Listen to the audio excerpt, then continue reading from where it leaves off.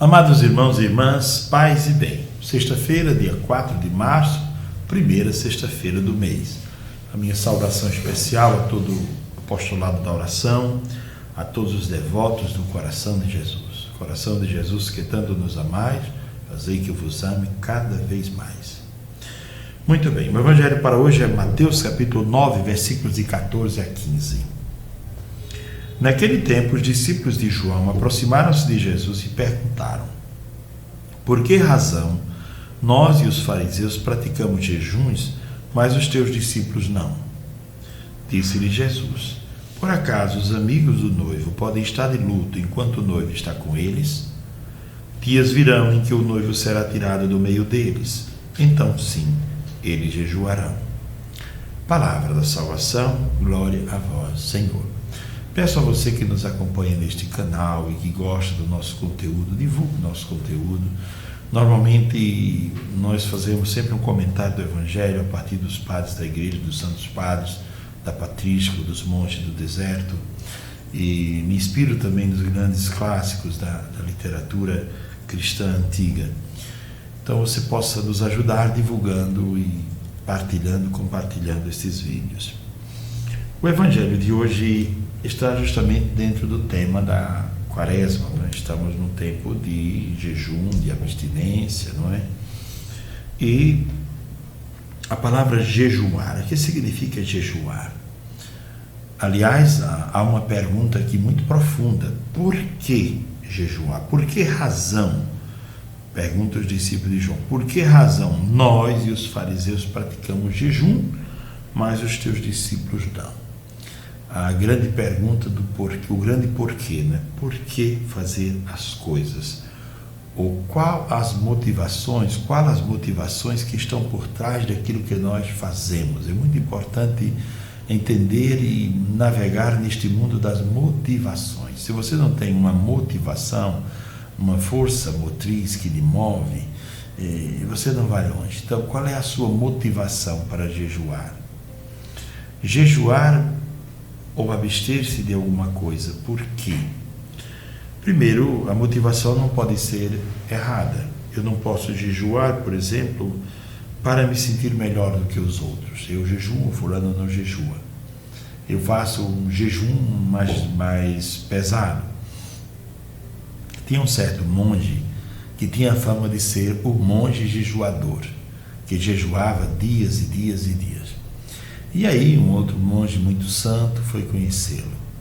E quando chegou lá, na gruta onde aquele outro monge morava, ele começou a conversar. E quando ele desceu da montanha, lhe perguntaram: e aí, conheceu o monge jejuador? Ele disse: conheci. Ele jejuma de comida, mas ele conversa muito.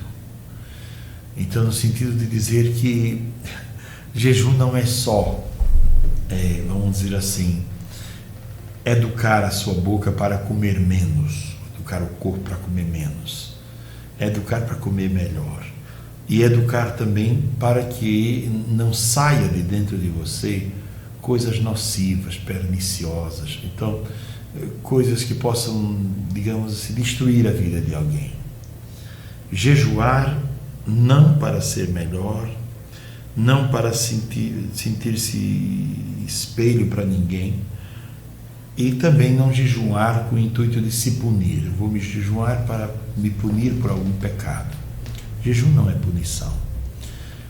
Inclusive, certo monge da igreja ortodoxa diz assim, que se você não tem condições físicas, de saúde, etc., para jejuar, troque o jejum por outra coisa, faça outro sacrifício. O jejum é importante para nos educar, para lembrar quem nós somos e para tomar posse de quem nós somos, para trabalhar o autodomínio. Mas é importante pensar nas motivações e pensar também que o jejum da comida é uma coisa, mas existem muitos outros jejuns que são necessários. Por exemplo, nessa quaresma, poderíamos exercitar o jejum do ouvido, ou selecionar, sermos mais seletivos. Certas músicas eu não vou escutar durante esta quaresma, elas não me fazem bem, elas não têm uma letra que possa me construir, que possa me fazer uma pessoa melhor, então eu vou jejuar, vou me abster de escutar certas músicas. Ser mais seletivo. Ser mais seletivo durante esses 40 dias, por exemplo, fazer jejum de presenças também. Há presenças que nos desviam de Deus, nos tiram do foco do Evangelho, nos tiram do foco da vida cristã. Que tal jejuar destas presenças, não é? Então, fulano me rouba totalmente de Deus, fulano só me leva para lugares que me levam a pecar. Então, que tal evitar um pouco mais esta pessoa durante esses 40 dias, para o seu bem? Evitar relações que sejam tóxicas, né? Relacionamentos tóxicos que vão lhe adoecer. E depois uma outra coisa, saber jejuar da língua. Os antigos diziam, a língua é uma serpente que precisa de muitas grades para prendê-la. Os dentes são como que grades, não é? E a língua fica presa atrás das grades.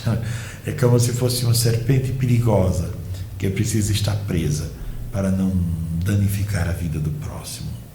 Jejuar no sentido de selecionar aquilo que se vai dizer, já que a Escritura diz que o homem se revela no falar. Então, escolher melhor o que falar, o que dizer. Fazer um jejum, por exemplo, dos pés, no sentido de dizer, durante essa quaresma, meus pés não me levarão para lugares de pecado e de perdição. Ótimo jejum. Fazer um jejum das mãos, dizendo, nesta quaresma, eu vou usar as minhas mãos, que são obra de Deus, para fazer o bem, para fazer a caridade, não é? Fazer o jejum de um modo geral, né, dos sentidos, de todos os sentidos, não é?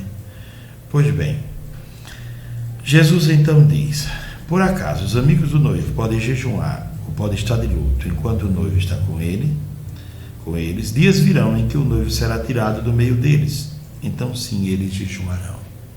Significa dizer que dias virão em que a alma não terá mais o seu noivo. O noivo estará distante e aí será preciso de fato jejuar. Jesus falava sobretudo dos 3 dias em que ele desceria à mansão dos mortos. Ali precisaria de fato fazer jejum. Pois bem, meus irmãos e minhas irmãs, o Evangelho de hoje nos fala sobre o jejum. Há muitas dúvidas sobre o jejum. Outro dia alguém me mandou uma mensagem na internet perguntando, várias pessoas perguntam, qual é o melhor jejum? Qual é o jejum verdadeiro? O jejum bom é aquele que é feito em clima de oração. É aquele que é feito também lendo a palavra de Deus. Esse é o jejum. Não é só deixar de comer. Deixar de comer ou diminuir a comida pode ser uma dieta bem feita, não é?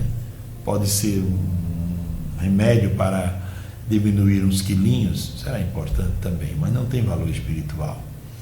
Tem que ser acompanhado de oração, tem que ser acompanhado de leitura da palavra, tem que ser acompanhado de uma mentalidade nova que você deseja alcançar.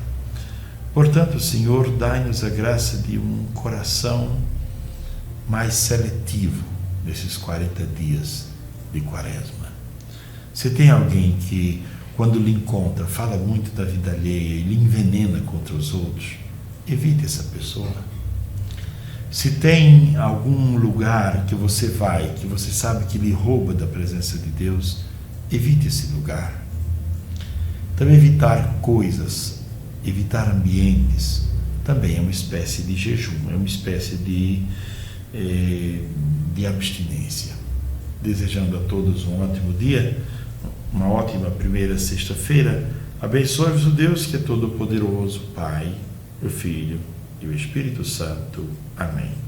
Tenham todos um ótimo dia, paz e bem.